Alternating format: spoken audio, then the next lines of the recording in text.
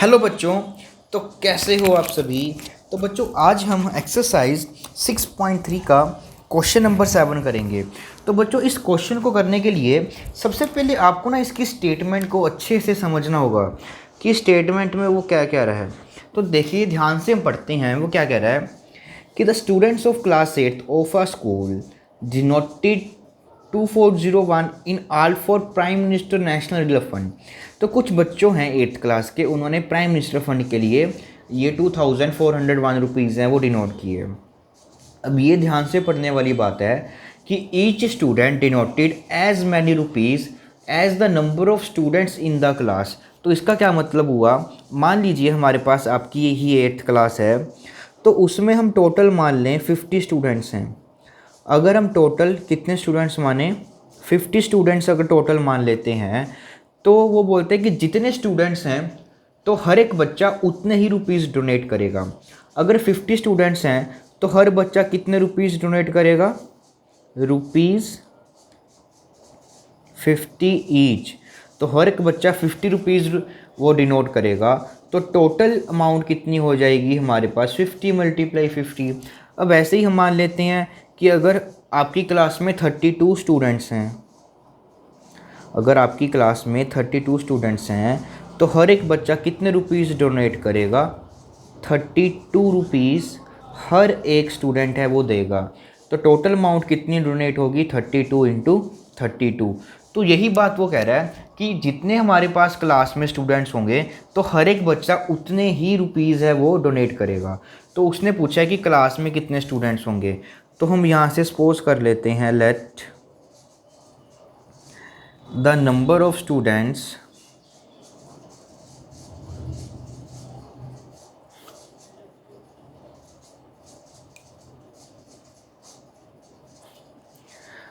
Students हैं हमारे पास in class में कितने हैं, x हैं। तो अगर हमने x नंबर ऑफ स्टूडेंट्स माने हैं तो amount denoted by each student.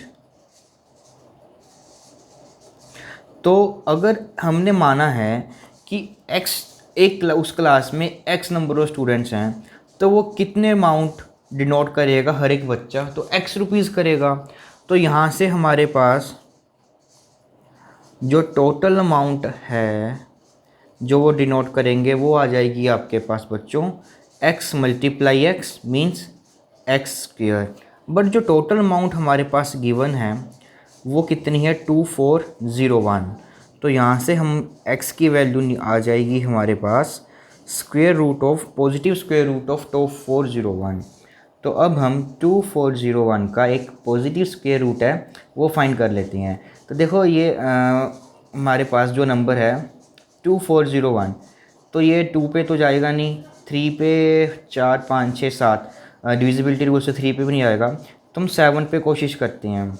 तो 7 पे हमने देखा 7 3 21, 30 4 7 28 एंड 2 1। तो बेटा ये 7 पे चला गया हमारे पास। अब ये फिर से 7 पे जाएगा, 7 4 28, 28 6 3, तो ये 9 आ जाएगा।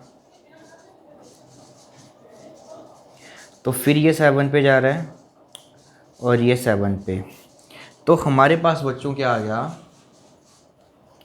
कि जो 2401 नंबर था वो बच्चों हमारे पास ये आ गया। अब हमें इसका स्क्वायर रूट निकालना था।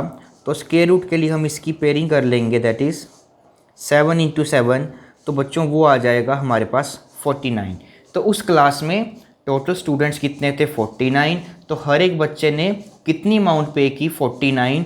तो टोटल अमाउंट जो होगी डिनोटेड वो हो जाएगी 49 × 49 जो होता है हमारे पास 2401। तो बच्चों इसी तरह से आप ने इस क्वेश्चन को अच्छे से समझ कर सकते हैं।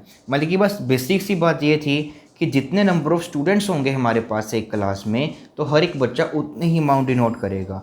तो हमने x मान लिया नंबर ऑफ़ स्टूडेंट्स, तो हर एक बच्चा कितनी अमाउंट डोनेट करेगा, x। तो टोटल अमाउंट कितनी हो जाएगी हमारे पास x²। तो यहाँ से हमारे पास x की वैल्यू आ जाएगी 2401। एक्स स्क्वेयर की वैल्यू हमें टोटल अमाउंट कितनी गिवन है ये, तो इसके इक्वल रखा, फिर आपने इसका स्क्वेयर रूट निकाला तो आंसर आपके सामने आ जाएगा ये।